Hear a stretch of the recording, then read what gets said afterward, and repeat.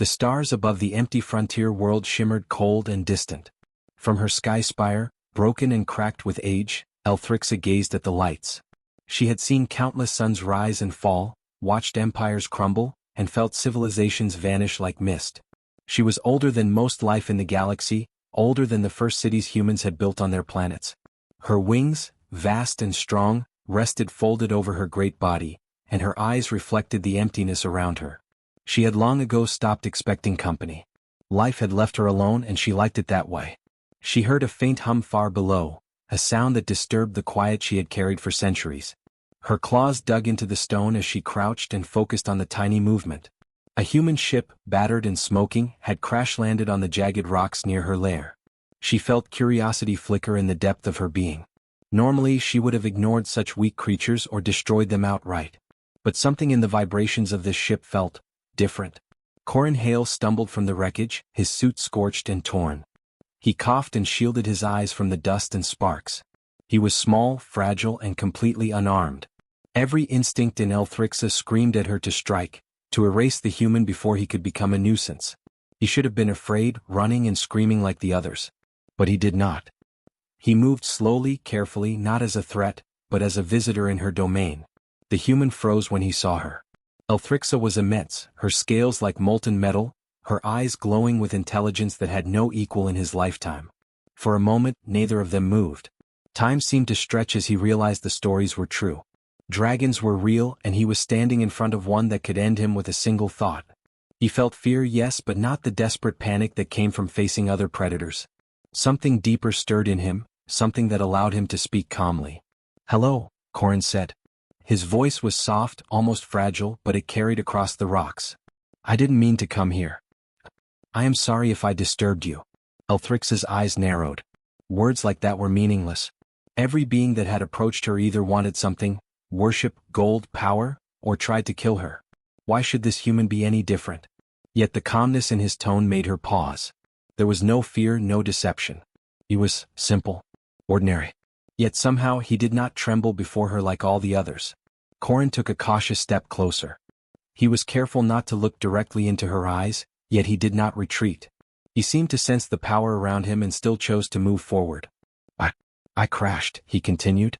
"I didn't know this place was yours. I have nowhere else to go. I just want to survive." Elthrixa tilted her head, listening. She had not heard words like these in centuries.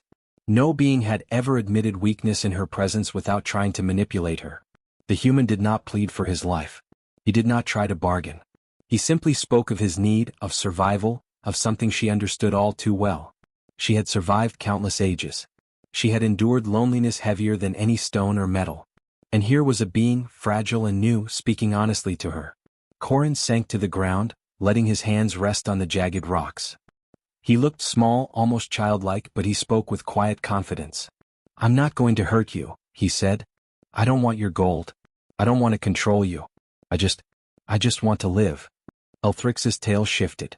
It scraped against the stone, sending small tremors across the spire. She could feel the honesty in his words. He was different. Every creature that had approached her before had sought to dominate or destroy. This human simply existed. And for the first time in centuries she did not feel the instinct to annihilate. The wind howled across the spire, stirring the dust and lifting small stones into the air. Corin coughed but kept his focus. He looked at her, not with fear, not with awe, but with quiet understanding. He did not say much else. He simply stayed, breathing, waiting, giving her the space to decide what she would do. For hours they remained like this. She watched him and he watched her. The stars rotated above and the cold light touched her scales. She could feel the emptiness inside her, the centuries of solitude, the endless silence, and it was not unpleasant. But this human presence was different. He did not fill the emptiness, but he acknowledged it. He spoke to it without judgment or demand. Finally, Elthrixa spoke, her voice deep and resonant, shaking the rocks around them. "Why do you speak to me like this?" she asked. She did not roar. She did not demand submission. She asked simply and curiously. Corin met her gaze, steady and calm. "Because I know what it's like to be alone," he said. "I have seen people die. I have lost friends, families, worlds. I know how it feels when no one notices you, when everyone leaves. I know what silence feels like, and I know it hurts. I don't want you to hurt." I don't want you to be alone even if you are big and strong and old. Her eyes widened. None had ever understood her like this. She felt a strange stirring in her chest, a warmth she had forgotten. Was it trust? Curiosity? Something else? She did not know. She only knew that for the first time in millennia, she did not feel the instinct to chase him away. The human sat quietly, letting the moment stretch. And for the first time in her life, Elthrixa allowed herself to listen. Not as a predator, not as a ruler, but as one lonely being to another. The silence that had defined her existence began to change. It was no longer empty. It was no longer just hers. Outside, the wind roared, the stars glimmered, and the frontier world held its breath. The ancient dragon, who had lived alone through centuries of solitude, did not yet understand the human. She did not yet trust him. But something inside her shifted, and that shift was the beginning of a story that would not end in fear, but in connection. And for the first time, Elthrixa felt the faintest pull of hope. Corin stayed near the edge of the spire, careful not to move too fast or make sudden gestures. The crash had left him weak, but his mind was alert. Elthrixa, the ancient dragon, watched him with eyes that seemed to pierce through his very thoughts. He did not flinch. He did not raise a weapon. He simply spoke, softly, as though telling a story to the wind itself. I used to think being strong was everything, he said. I used to think fear could protect me. But it doesn't. I've learned that kindness is stronger than fear. The dragon's tail twitched.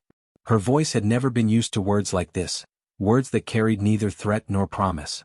She had heard threats, commands, and cries of worship, but never this calm honesty. She tilted her massive head and let him continue. I've been alone too, Corin said. Not like you, of course. You're older than anyone alive. But I know what it's like to lose everything you care about, to watch the world move on while you stay behind. It hurts. It makes you want to hide. But hiding doesn't help. Not really. Talking, sharing, sometimes that helps even a little. Elthrixa's nostrils flared. She had spent centuries alone, guarding her pain as though it were treasure. No one had ever tried to share it with her. Corin did not ask for anything. He did not try to own her. He did not try to make her do what he wanted. He simply spoke as one who understood. He moved closer, sitting on a smooth rock near the edge. His hands rested on his knees. He looked tired, his suit torn, but his voice was steady. I know you've seen worlds rise and fall. I know you've survived what no human could imagine. And yet here you are, still alone. I don't think that's because you want to be alone. I think it's because no one ever tried to understand you. Elthrixa felt a strange warmth spread through her chest. She had never felt warmth like this. She had never been spoken to in this way. Her life had been long, filled with battles, betrayals, and silence. But this human, he did not fear her. He did not want to conquer her. He simply listened. I'm not afraid of you, Corin said. I don't want to fight. I don't want to steal. I don't want to hurt. I just want to survive like anyone else. And maybe, just maybe you could let me stay a little while. The dragon exhaled slowly, a cloud of mist curling into the cold air. She had not been asked anything in centuries. She had not been offered a choice without consequences.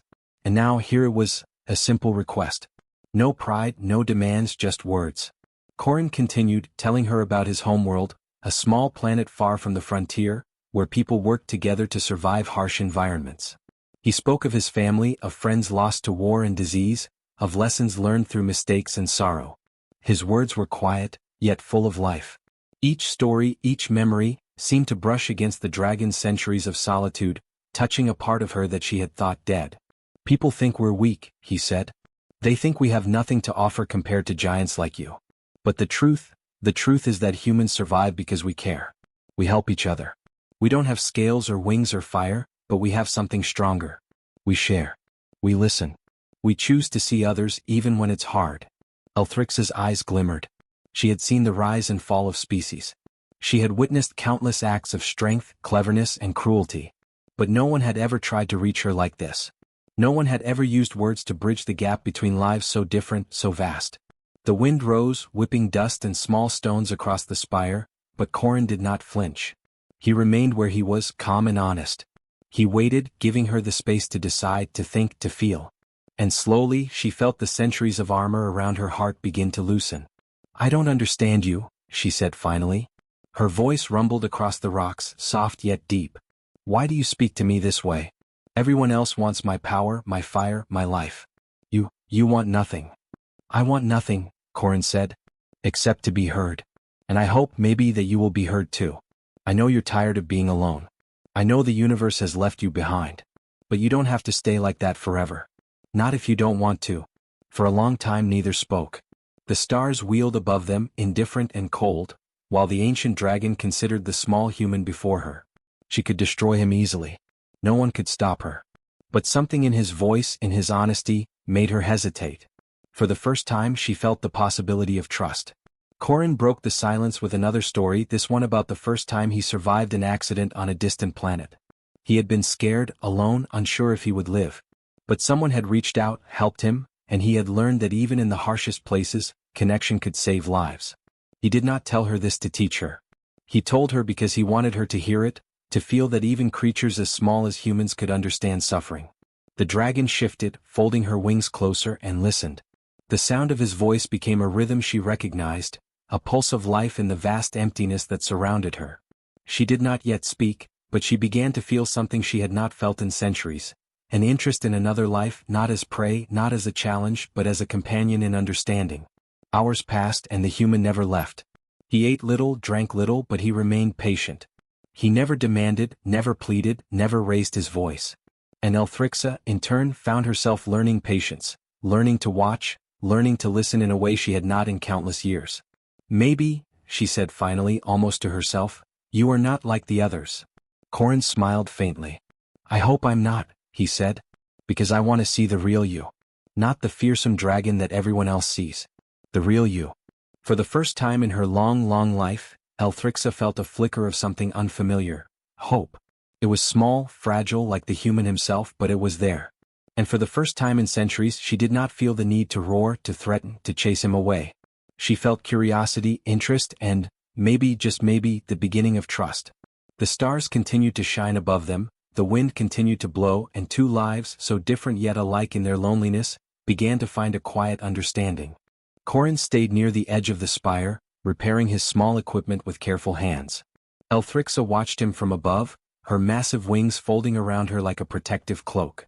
The stars above them were cold and distant, but the quiet between them felt alive, as if the world itself was holding its breath. She had survived centuries, perhaps millennia, yet this human had opened something inside her she had not felt in ages. He spoke again, quietly, as though the wind itself would carry his words. I've lost people I loved, he said. Family, friends, even entire cities. I've watched things I couldn't save. I felt the weight of being small in a universe that doesn't care. But I've also learned that telling someone, even a stranger, makes it lighter. Sometimes it is enough just to share. Elthrixa shifted on the spire, the stone trembling under her weight. She had carried weight far greater than this human could imagine, witnessing entire civilizations vanish, watching suns die, feeling the emptiness of centuries without companionship. Yet his words struck her, not as a challenge but as recognition. Someone had listened, someone had acknowledged her pain, not feared it, not tried to exploit it. Corin worked on his damaged communicator, muttering to himself, but his eyes never left her. I don't understand everything about you, he said. I won't pretend I do. But I know what it is to feel alone. And I know that it is hard. Harder than almost anything else. The dragon tilted her head. Hard. She had known hardship, yes, but loneliness had been her companion for longer than memory could hold. No human had ever dared to speak to her about such things. They had either run, screamed, or tried to control her. This one simply spoke the truth. She finally lowered her massive head closer to him, letting her breath stir the air around his face. You are not afraid? She asked, her voice like distant thunder. You see me, and yet you do not tremble? Corin shook his head. I've been afraid of many things, he said. But not you. Not really. I know what fear can do. It can make people cruel. It can make them blind. But it can also make them careful, thoughtful. I've learned the difference. And I choose, not fear. I choose honesty. Elthrixa's eyes softened slightly. Honesty. It was a foreign word in her long life. It was not weakness, it was not manipulation, it was simply truth. For centuries she had guarded herself against deception, against betrayal. But here before her stood someone who offered only truth and nothing more. Corin moved slightly closer, sitting cross-legged on the rocks. I don't have much, he said. Food is scarce, water even more so. My ship is broken. But I can live like this for a while if I have to. I can survive alone. I have done it before. But being alone, it changes you. Makes the world feel heavier than it should. Elthrixa considered his words. She had known weight beyond imagining. The weight of centuries, the weight of watching life rise and fall, the weight of solitude that pressed on her chest like a stone. And now, listening to the human, she felt a strange lifting, as though the act of sharing might make the burden lighter. You speak as if your kind has nothing to offer me, she said. Why do you stay? You could leave, find another place, another world. Why choose this? Why speak to me? Corin looked up at her, eyes steady. Because I understand in some way, he said. I know what it is to feel left behind. And I also know that listening, really listening, is rare. Maybe the universe is cruel, maybe it is silent, but if someone tries to hear you even just for a little while, that matters. It matters more than fire or gold or strength. Elthrixa exhaled slowly, letting the mist curl into the cold air. She had never thought of listening as power, yet it felt powerful now. The human did not command her. He did not demand her attention. He simply shared, simply existed, simply acknowledged her existence without fear or greed. That in itself was remarkable. Hours passed. Corin spoke of his childhood, of mistakes he had made, of lessons learned through pain and loss. He did not speak to teach her, nor to tame her, but to connect. Every word seemed to brush away a layer of dust from her ancient heart, revealing feelings she had hidden for centuries. Loneliness was still there, yes, but it was no longer unbearable. It was shared even slightly, and that made it lighter. Elthrixa shifted again, this time closer, her massive claws resting on either side of him, not threatening but protective. I do not understand humans, she admitted. Your lives are short. Your strength is nothing compared to mine. Yet, you endure. You speak. You share. Why? Because it is all we have, Corin said. We are small, fragile, and easy to break. But we survive by caring, by noticing, by speaking the truth. We have no fire, no wings, no scales, but we make a difference by seeing each other. That is our strength. That is what I offer. Nothing more, nothing less. The dragon remained silent, but inside, something shifted. For centuries, she had believed herself alone because no one dared to see her. She had believed that others feared her or wanted to use her, and that she must endure life in silence. Now, sitting above the jagged rocks with a small, honest human at her feet, she felt a glimmer of something she had not felt in countless centuries: connection. Corin reached into his pack and pulled out a small, simple meal. He did not offer it to her, but he ate quietly, without ceremony, without expectation. He had nothing to prove. And Elthrixa, watching him, realized that this quiet courage, this simple honesty, was stronger than the fiercest battle she had ever fought. Night deepened. The stars wheeled above, cold and endless. And the ancient dragon, who had carried the weight of the ages alone, allowed herself a thought she had not dared to have in centuries. Maybe she could bear company after all. Maybe the weight of her long life did not have to crush her entirely. And Corin, sitting quietly on the rocks, unaware of the change he had stirred, simply told another story, his words soft and steady, bridging the gap between two lives as different as fire and wind, as stars and stone. For the first time in her endless life, Elthrixa felt that the weight she carried could be shared. And for the first time she felt that sharing it might make all the difference. The quiet of the frontier world was shattered one morning by a distant hum that grew into a roar. Corin looked up from his small repairs, his heart tightening. In the skies above, sleek human ships appeared, their engines bright and harsh against the cold light of the stars. They were a salvage fleet, sent to claim energy signatures they did not understand. They saw Elthrixa not as a creature of history, not as a being with memory or feeling, but as a weapon, a prize, a resource to exploit. Elthrixa's massive wings spread wide, and the ground trembled beneath her weight. Her eyes glowed like molten metal, reflecting the incoming ships. She had faced fleets before, but never like this, small, precise, and coldly confident. She lowered her head, roaring a warning that shook the mountains. Yet Corin did not flinch. He stood at the edge of the spire, looking up at the dragons and the ships, his voice carrying in the wind. "Wait!" he shouted, even as the fleet scanners began to lock onto her. "Stop. You don't understand her." The ships hesitated, their weapons still locked on.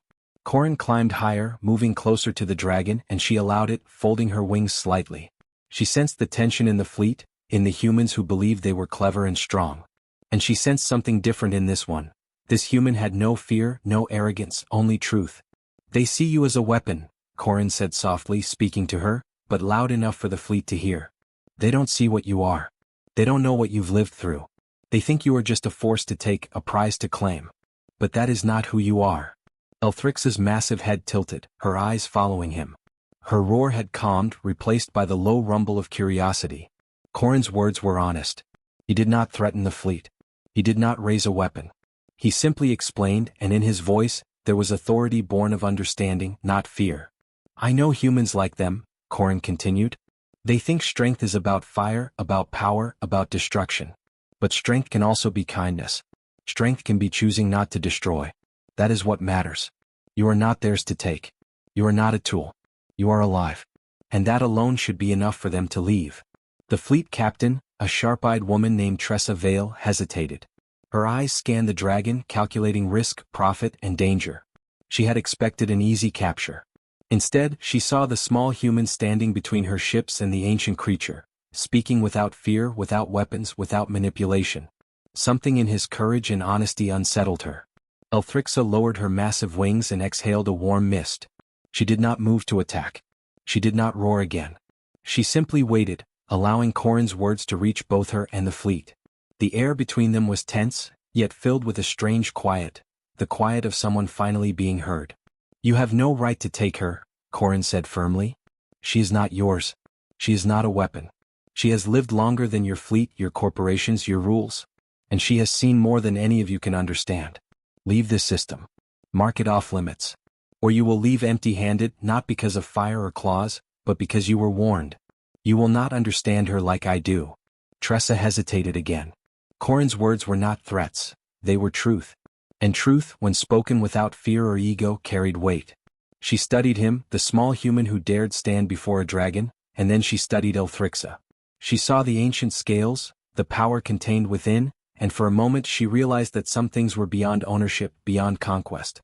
The wind howled, sweeping across the spire, carrying dust, rock, and the faint warmth of the dragon's breath. The fleet's engines hummed, but slowly, one by one, the ships disengaged. The scanners retracted. Tressa made a choice, not from fear, not from pity, but from understanding that some lives were not meant to be bargained for. She gave a signal, and the fleet turned away, leaving the frontier world and its guardian behind. Corrin sank to his knees, exhausted, but his eyes never left Elthrixa. He had not used weapons. He had not shouted threats. He had simply spoken the truth, standing between life and destruction with nothing but honesty and courage. And it had been enough. The dragon exhaled, a long, slow breath that carried relief, awe, and something else she had not felt in centuries. She looked down at the small human, sitting quietly amidst the jagged rocks. You risked yourself, she said, her voice low and resonant. You could have been killed. Corrin smiled faintly, brushing dust from his torn suit. I could have, he said. But I could not stand by and watch them treat you as if you were nothing. You are more than that. You are alive, and that matters more than anything else. Elthrixa lowered her head closer to him, the tip of her massive snout nearly touching his shoulder. She felt the weight of centuries pressing down, yet for the first time, it did not feel unbearable. It felt shared. The danger had passed, but the bond between them had grown stronger. She had survived countless threats, but none had tested her in this way, through understanding, not force. Corrin stood slowly, gathering his tools, and looked out at the retreating fleet. They won't be back soon, he said. But even if they are, we can face them. Together. The dragon considered this. Together. She had lived alone for millennia, carrying the memory of civilizations and the silence of centuries. And yet, here was a human, small, fragile, but unafraid, speaking as though the weight of the universe could be shared, as though connection could be stronger than fear. For the first time, Elthrixa felt something she had not dared to feel. Hope. Not a fragile hope, but a quiet, steady one, born from understanding and courage. And as Corrin sat again, quietly repairing his supplies, she allowed herself to lower her wings completely, settling beside him. The spire no longer felt empty. The frontier world no longer felt cold and silent. Above them, the stars continued to shine, indifferent yet constant. And below, two lives, one ancient, one young, began to recognize that strength was not always in fire or claws, not always in speed or power. Sometimes, it was in standing for what was right, in speaking truth, in sharing the weight of ages and experiences without fear.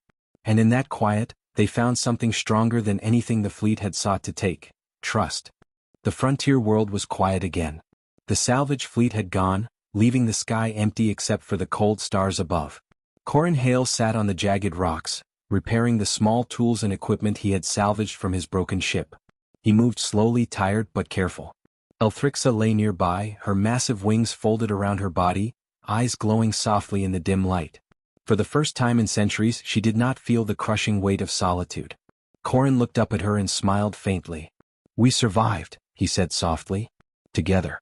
Not with weapons, not with fire, just honesty and courage." The dragon tilted her head. "I have survived countless threats," she said, her voice low and resonant. "I have endured the rise and fall of worlds. Yet, I have never faced anything like this." Corin nodded. "It's different," he said. "Most see you as a monster. I see you as you. And I wanted you to see me as me. Not a predator. Not a conqueror. Just someone who understands, even if only a little." Elthrixa's massive eyes softened. She remembered all the centuries of silence, the endless loneliness, the cold nights spent alone in the sky spire. And now this small human had offered something she had not known she wanted: company. Not forced, not demanding, just company shared quietly through words and presence. "You speak as if trust is easy," she said. "I have learned to trust few and none for long." Corin shook his head. "Trust isn't easy. It's not a gift, it's a choice. You choose to open yourself a little and I choose to honor that. That's how it starts. Small steps. That's all anyone can do." Elthrixa considered his words. She had thought her long life had taught her everything. Yet here, in the presence of a single human, she felt she had learned something new, that connection could exist without domination, that strength could be quiet, and that even an ancient dragon could feel less alone. The sun of the frontier world began to rise, brushing the jagged rocks with a soft orange light. Corin stood, stretching his arms. "I have to repair the comms," he said. "Eventually I may leave. But I don't have to leave yet." Elthrixa lowered her head closer, the tip of her snout near his shoulder. "And if you leave," she asked, "will I be alone again?" Corin shook his head gently. "You won't. Not completely. Because now you know someone saw you. Someone understood you.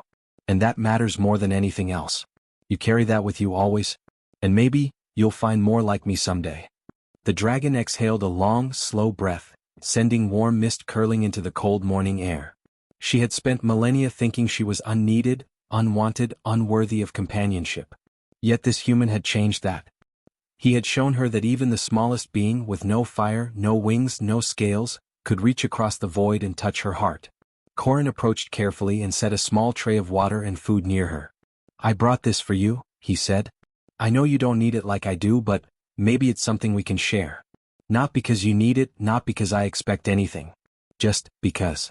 Elthrixa sniffed at the food, then slowly nudged it aside with her snout. She had no need for sustenance, yet she understood the gesture. It was not about survival, it was about acknowledgement, presence, and respect. It was about being seen. "I am not used to this," she admitted. Being seen. Being acknowledged. Being spoken to without fear. "You deserve it," Corin said softly. "All of it. You've lived through more than anyone could imagine. You've carried centuries of memory, of pain, of solitude. And now you can share it even if only a little. That's enough." The dragon lowered herself fully, resting her head near him, close enough that he could feel the heat of her scales. It was a gesture of trust, of connection, of something she had denied herself for centuries. And Corin simply sat quietly, letting her presence settle over him like a warm blanket. Time passed slowly. The wind whispered through the jagged rocks. The frontier world held its quiet, indifferent beauty. And for the first time Elthrixa did not feel empty. The loneliness that had haunted her for centuries felt lighter, softened by the honesty and courage of a single human. "You will not leave me, will you?" she asked, not demanding, only curious. "I may leave one day," Corin admitted. "But I will not forget you. And that matters. You are not alone, not entirely. You have a friend now. Someone who sees you, someone who understands you. That's stronger than anything else in the universe." The dragon considered this, her ancient mind turning over the simple human words. She had survived countless battles, weathered storms, watched empires rise and fall. Yet nothing had been as powerful as this: understanding, honesty, connection. She had thought herself unneeded, feared, forgotten. Now she was neither. She was seen, and that made her stronger, not weaker. Corin stood finally, gathering his small tools and supplies. "I will stay as long as you want me," he said. "I don't have to leave yet. Not if you don't want me to. Elthrixa lowered her eyes to meet his. In them he saw centuries of wisdom, sorrow, and now, a glimmer of hope. She exhaled, sending a warm current of air over him, a gentle acknowledgement. It was her way of saying without words that she accepted him. That she no longer wished to be alone. The sun rose higher, painting the jagged world in gold and orange. Corin and the dragon sat together, different in size, in strength, in age, yet connected by something stronger than all of it. Trust, understanding, and the quiet courage to face life without fear. And in that shared silence, the frontier world was no longer cold or empty. Two lives, one ancient and one human, had found companionship. They had found hope. They had found a bond that would endure, not through force or fire, but through honesty, courage, and the simple act of seeing each other. For the first time in her endless life, Elthrixa felt whole. Not because the universe had changed, but because she had someone beside her who chose to see her, who chose to stay, and who reminded her that even the oldest and strongest creatures did not have to face life alone. And Corin, small, fragile, yet unafraid, smiled.